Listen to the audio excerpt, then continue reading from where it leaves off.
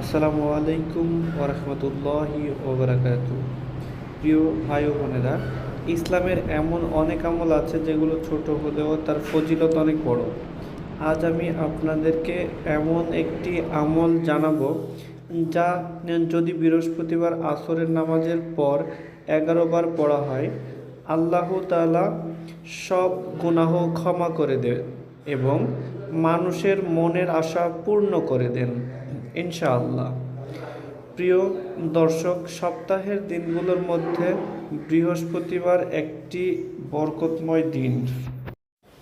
হাদিসে এসেছে, এই দিনে বান্দার আমলনামা দরবারে পেশ করা হয়, আর যদি আসরের নামাজের পর ইস্তেগফার করা হয় তবে আল্লাহ তাআলা বান্দার সব গুনাহ মাফ করে দেন এবং বান্দার মনের আশা পূর্ণ করে দেন।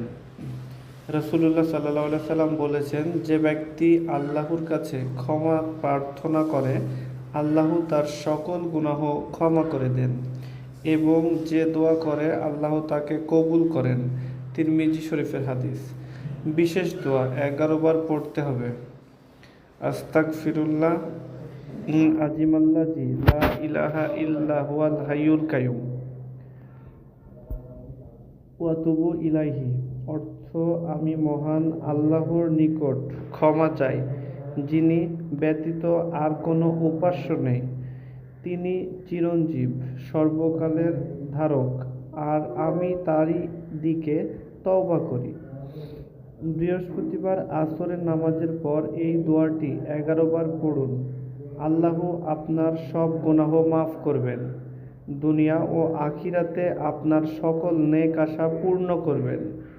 প্রিয় ভাই ও বোনেরা, আমরা অনেক সময় দুনিয়ার সমস্যার ভুগি, মনে আশা পূর্ণ হয় না, অথচ আল্লাহর দিকে একবার ফিরে আসলে, তার কাছে ক্ষমা চাইলে